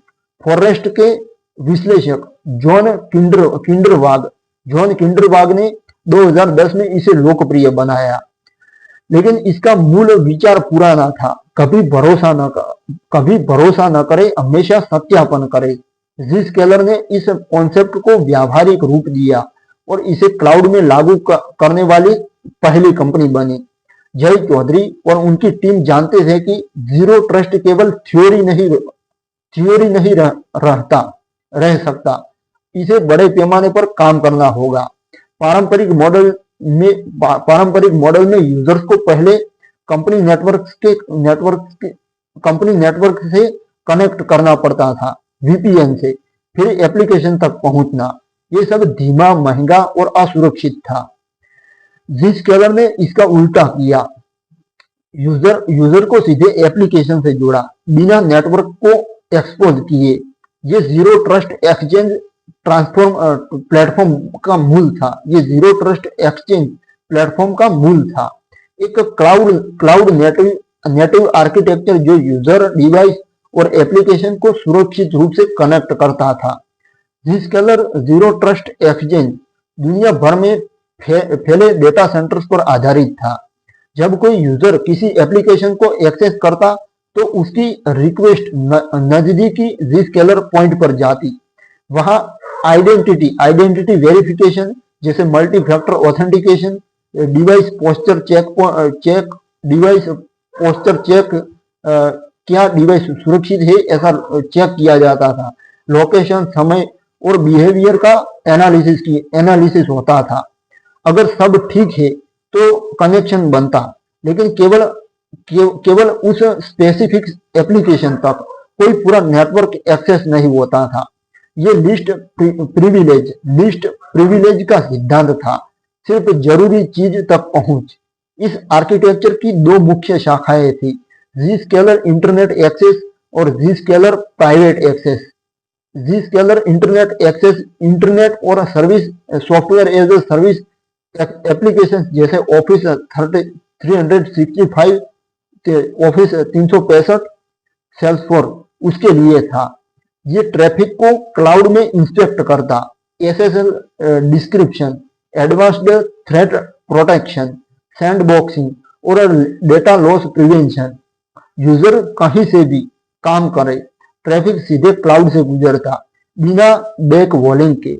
इससे स्पीड बढ़ती और सुरक्षा मजबूत होती थी। Zscaler private access private application के लिए था। ये इनसाइड आउट कनेक्शन बनाता, एप्लीकेशन खुद बाहर कनेक्ट होता यूजर से मिलने के लिए। कोई पब्लिक एक्सपोजर नहीं, कोई VPN नहीं। ये क्रांतिकारी था क्योंकि ये ब्रांच ऑफिस, रिमोट वर्कर्स और क्लाउड माइग्रेशन के लिए आदर्श था। पारंपरिक VPN में यूजर पूरा नेटवर्क देख सकता था, जो खतरा बढ़ाता था। Zscaler में यूजर केवल अपनी जरूरत की एप्लीकेशन देखता, बाकी सब अदृश्य। साथ ही प्लेटफॉर्म AI और मशीन लर्निंग से थ्रेट्स का रियल टाइम एनालिसिस करता। ग्लोबल थ्रेट इंटेलिजेंस से ग्राहक को फायदा मिलता। Zscaler का आर्किटेक्चर दोस्तों, Zscaler का आर्किटेक्चर पूरी तरह क्लाउड नेटिव था। कोई हार्डवेयर नहीं, कोई सॉफ्टवेयर इंस्टॉलेशन नहीं, बस सब्सक्रिप्शन, अपडेट्स ऑटोमेटिक, दुनिया भर में एक साथ। ये स्केलेबल था, छोटी कंपनी से लेकर फॉर्च्यून 500 तक सभी के लिए। टीम ने लगातार इनोवेशन किया। उदाहरण के लिए Zscaler ने क्लाउड फायरवॉल, ब्राउजर आइसोलेशन और एडवांस्ड परसिस्टेंट थ्रेट डिटेक्शन जोड़े। हर फीचर ग्राहक जरूरत और खतरों से प्रेरित था। इस आर्किटेक्चर ने उद्योग को बदल दिया। पहले जीरो ट्रस्ट को जटिल और महंगा माना जाता था। कई वेंडर्स के प्रोडक्ट्स जोड़कर लागू करना। Zscaler ने एक ही प्लेटफॉर्म में एकीकृत किया। बड़े संगठनों ने अपनाना शुरू किया क्योंकि ये आसान, तेज और प्रभावी था। कोविड-19 महामारी ने इसकी जरूरत और बढ़ा दी।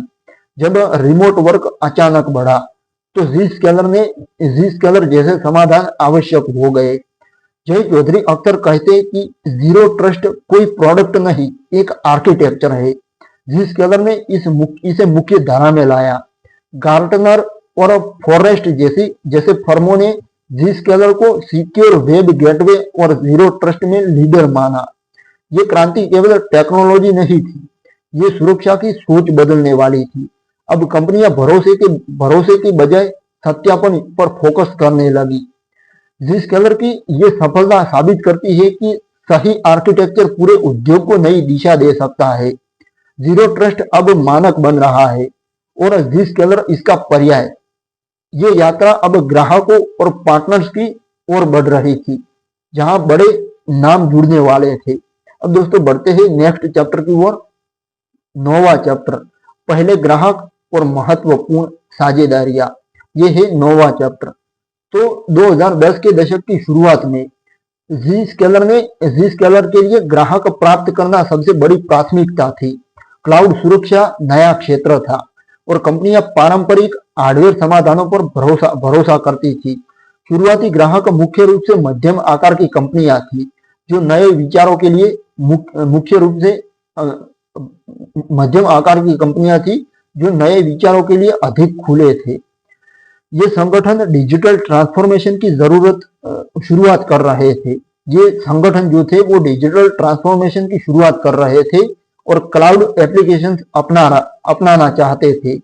Zscaler ने इन ग्राहकों को प्रूफ ऑफ कॉन्सेप्ट और फ्री ट्रायल देकर आकर्षित किया। जब ये कंपनियां प्लेटफॉर्म का उपयोग करती तो वे तेज परफॉर्मेंस, कम लेटेंसी और मजबूत सुरक्षा देखकर प्रभावित होती। इन शुरुआती सक्सेस ने केस स्टडीज बनाई जो नए ग्राहकों को समझाने में मदद करती थी। ग्राहक केंद्रित दृष्टिकोण Zscaler की सफलता का प्रमुख हिस्सा था।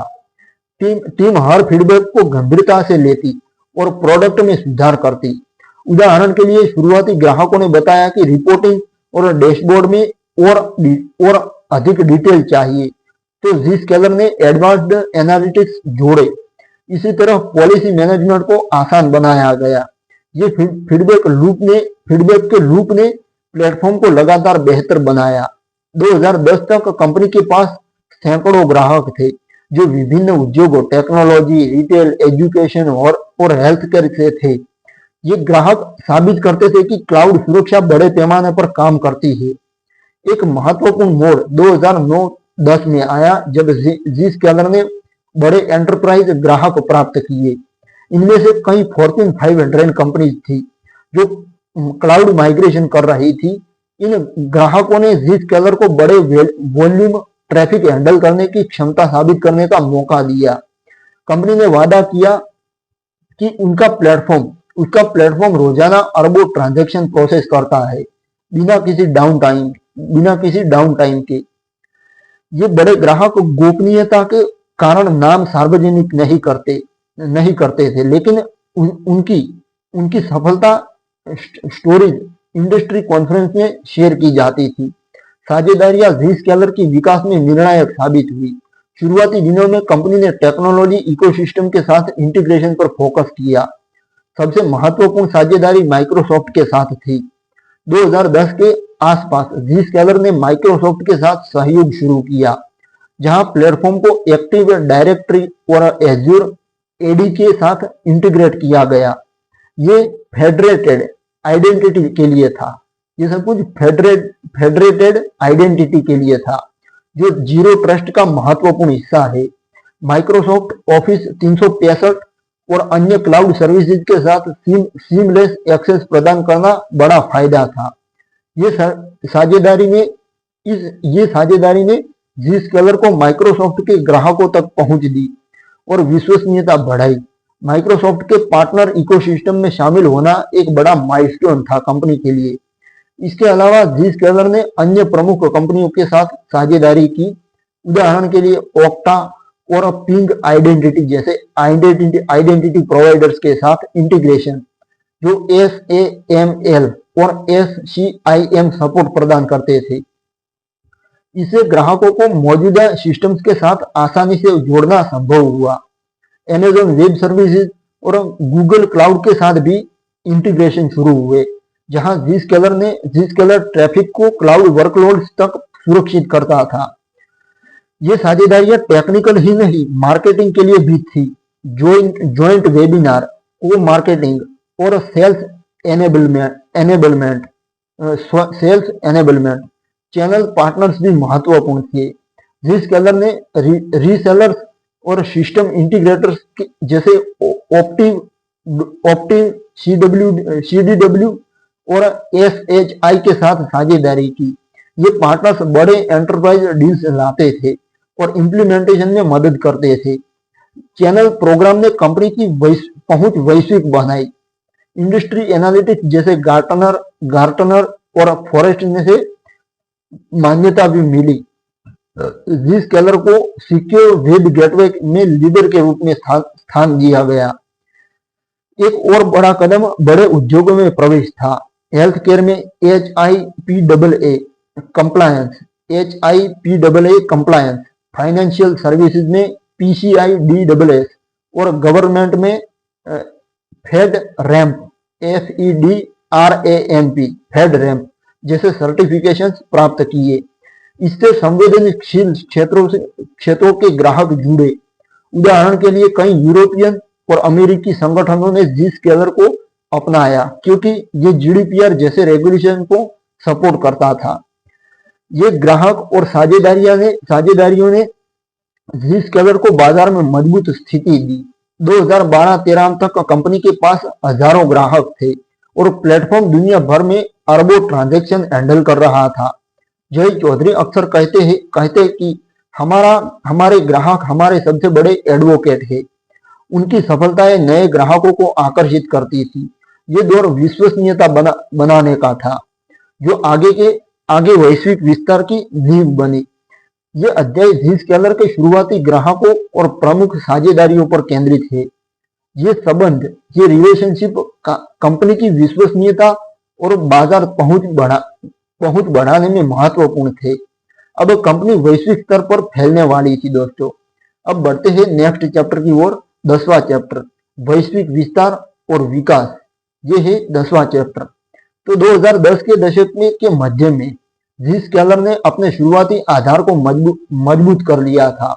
अमेरिका में मजबूत उपस्थिति के साथ कंपनी अब वैश्विक बाजार की ओर मुड़ रही थी। उस समय डिजिटल ट्रांसफॉर्मेशन दुनिया भर में तेजी से फैल रहा था। यूरोप, एशिया पैसिफिक और लैटिन अमेरिका की कंपनियां क्लाउड एप्लीकेशंस और रिमोट वर्क को अपना रही थी। जय चौधरी और उनकी टीम जानते थे कि सुरक्षा की जरूरत वर्ल्ड वाइड है, पूरी दुनिया में है, और Zscaler का क्लाउड प्लेटफॉर्म हर जगह काम कर सकता है। कंपनी ने वैश्विक विस्तार को अपनी मुख्य रणनीति बनाया। सबसे पहले फोकस इंफ्रास्ट्रक्चर पर था। Zscaler ने अपने डेटा सेंटर्स की संख्या तेजी से बढ़ाई। 2010 के शुरुआत में कुछ ही लोकेशंस थे, लेकिन 2015 तक ये संख्या दर्जनों तक पहुंच गई। कंपनी ने दुनिया के प्रमुख शहरों London, Frankfurt, Singapore, Tokyo, Sydney, Mumbai और साओ पाउलो में डेटा सेंटर स्थापित किए। ये ग्लोबल क्लाउड आर्किटेक्चर यूजर्स को हमेशा नजदीकी पॉइंट से सर्विस प्रोवाइड करता था, जिससे लेटेंसी न्यूनतम रहती थी। आज Zscaler के 150 से अधिक डेटा सेंटर है जो 6 महाद्वीपों में फैले हैं। ये नेटवर्क रोजाना अरबों ट्रांजैक्शन प्रोसेस करता है बिना किसी रुकावट के। वैश्विक विस्तार के साथ उत्पाद लाइन भी विस्तृत की गई। Zscaler इंटरनेट एक्सेस और Zscaler प्राइवेट एक्सेस के अलावा कंपनी ने नए फीचर्स और प्रोडक्ट्स जोड़े। Cloud firewall as a service, advanced data loss prevention, cloud sandbox और ब्राउजर आइसोलेशन जैसे समाधान लॉन्च किए गए। ये फीचर्स जीरो ट्रस्ट को और मजबूत बनाते थे। उदाहरण के लिए Zscaler क्लाउड सैंडबॉक्स संदिग्ध फाइलों को अलग करके चेक करता था, जो एडवांस्ड थ्रेट से बचाव करता था। कंपनी ने AI और मशीन लर्निंग को इंटीग्रेट करना शुरू किया ताकि थ्रेट्स का रियल टाइम और प्रेडिक्टिव विश्लेषण हो सके। बड़े उद्योगों में प्रवेश कंपनी के विकास का महत्वपूर्ण हिस्सा था। Financial services, health care, manufacturing, retail और गवर्नमेंट सेक्टरों में Zscaler ने गहरी पैठ बनाई। इन क्षेत्रों में सख्त रेगुलेशन होते हैं, जैसे अमेरिका में HIPAA और FedRAMP, यूरोप में GDPR।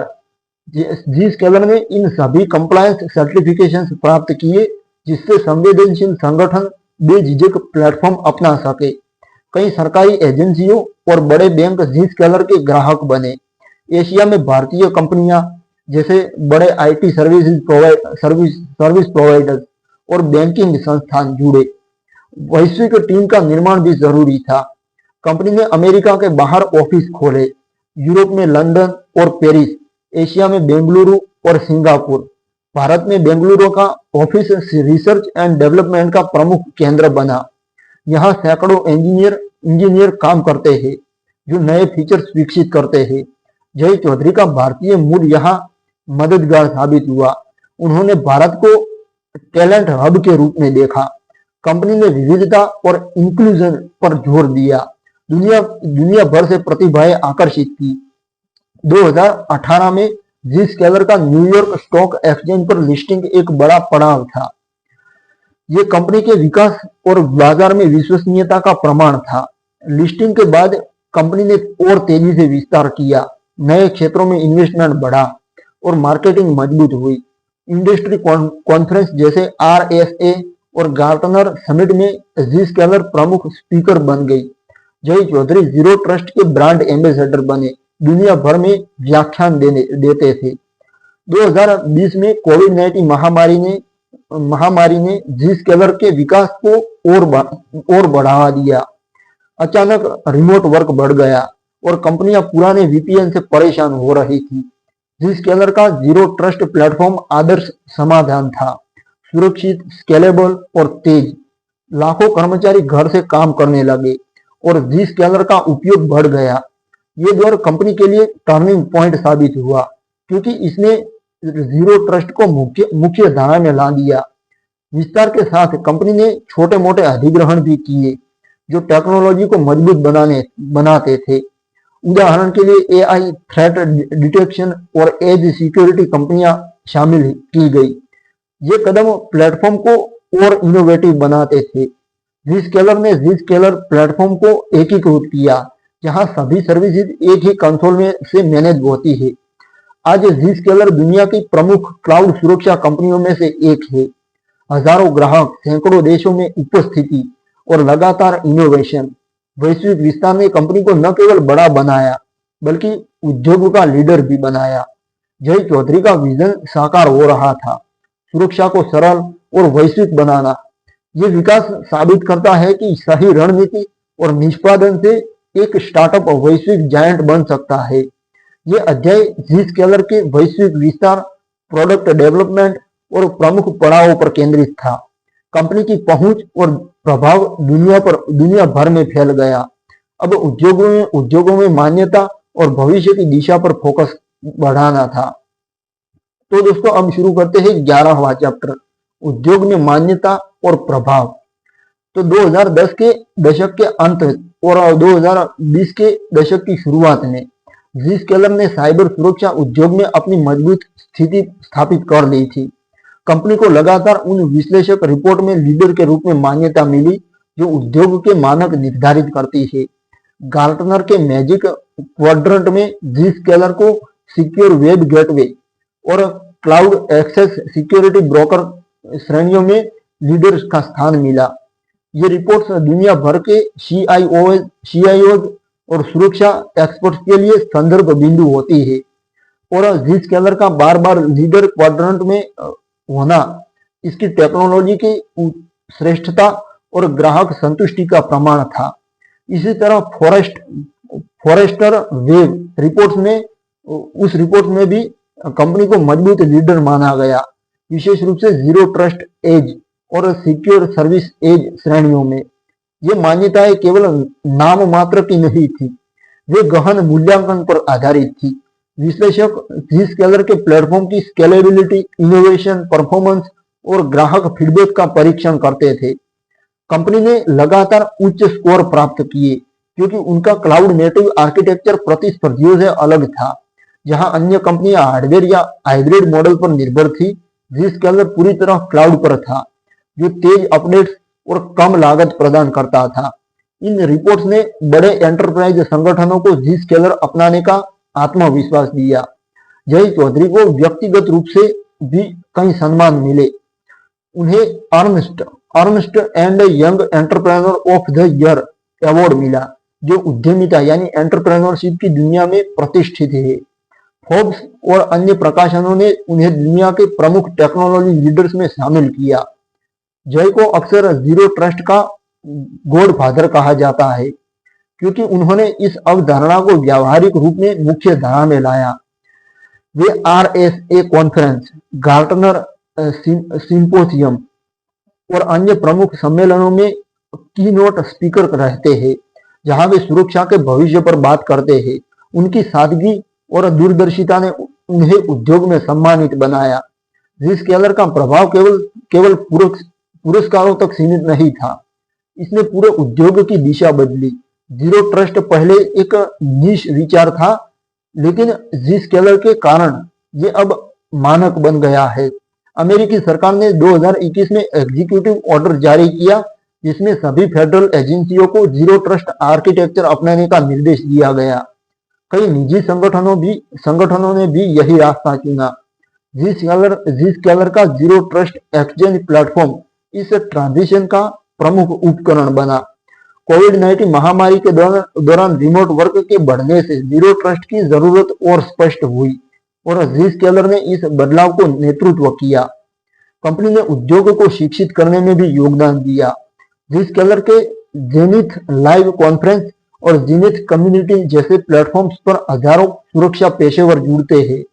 कंपनी ने व्हाइट पेपर्स, ब्लॉग्स और रिसर्च रिपोर्ट्स प्रकाशित की जो नए थ्रेट और समाधानों पर प्रकाश डालती है। Zscaler थ्रेट लैब्स की टीम दुनिया भर से थ्रेट इंटेलिजेंस कलेक्ट करती है और रिपोर्ट जारी करती है, जो उद्योग के लिए मूल्यवान संसाधन है। दोस्तों, इन रिपोर्ट में रैंसमवेयर, फिशिंग और सप्लाई चेन अटैक्स जैसे विषयों पर गहन विश्लेषण होता है। Zscaler का प्रभाव प्रतिस्पर्धियों पर भी पड़ा। कई कंपनियां अब क्लाउड और जीरो ट्रस्ट की ओर मुड़ रही है। बाजार में सिक्योर एक्सेस सर्विस एज उसकी अवधारणा लोकप्रिय हुई, जिसमें Zscaler लीडर था। ये मॉडल नेटवर्किंग और सुरक्षा को एक क्लाउड प्लेटफॉर्म में एकीकृत करता है। बड़े खिलाड़ी जैसे सिस्को, पालो अल्टो नेटवर्क्स और नेटस्कोप उन्होंने भी इसी दिशा में उत्पाद विकसित किए, जो Zscaler की सोच की जीत थी। सामाजिक और कॉर्पोरेट जिम्मेवारी के क्षेत्र में भी Zscaler ने योगदान दिया।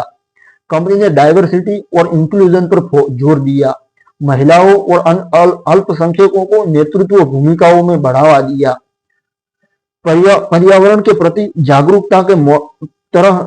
जागरूकता के तहत क्लाउड मॉडल को प्रमोट किया, जो हार्डवेयर की तुलना में कम ऊर्जा खर्च करता है।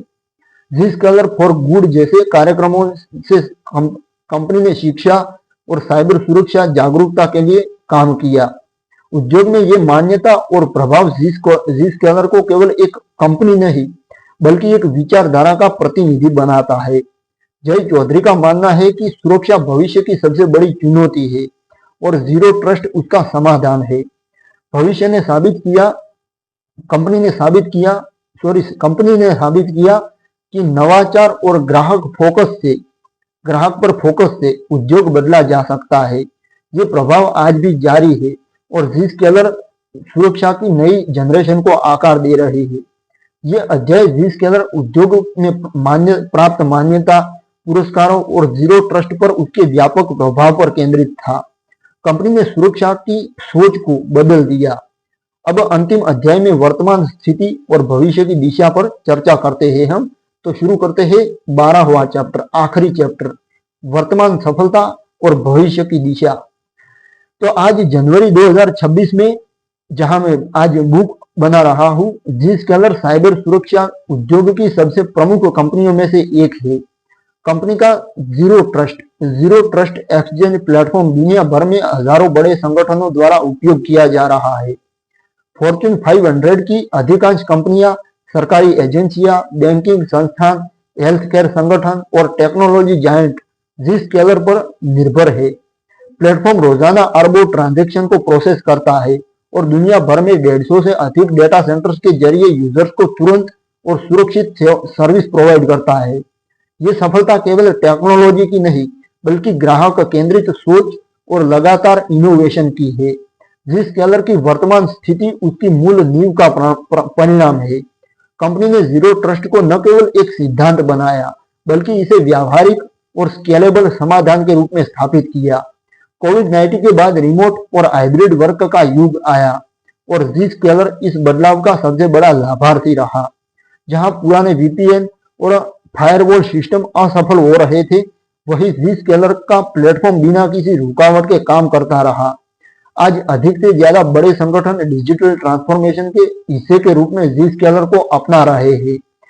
कंपनी का प्लेटफॉर्म अब SASE यानी सिक्योरिटी एक्सेस सर्विस एज का पूरा समाधान प्रदान करता है, जिसमें नेटवर्किंग और सुरक्षा एक साथ एकीकृत है।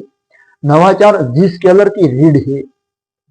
कंपनी ने आर्टिफिशियल इंटेलिजेंस और मशीन लर्निंग को गहराई से शामिल किया है।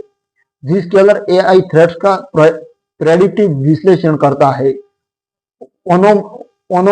ओनोमली डिटेक्ट करता है और ऑटोमेटिक रिस्पॉन्स देता है।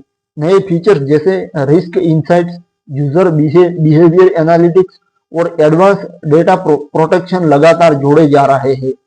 थ्रेट लैब्स टीम दुनिया भर से real time threat intelligence collect करती है और रिपोर्ट जारी करती है, जो उद्योग के लिए संदर्भ बनती है। कंपनी नए खतरों जैसे AI जनरेटेड अटैक रेशमवेयर और सप्लाई चेन वल्नरेबिलिटी से निपटने के लिए तैयार है। जय चौधरी आज भी कंपनी के सीईओ और चेयरमैन है। उनकी नेतृत्व शैली सादगी, मेहनत और दूरदर्शिता पर आधारित है। जय अक्सर कहते हैं कि सफलता मेहनत, सही विजन और ग्राहकों पर फोकस से आती है।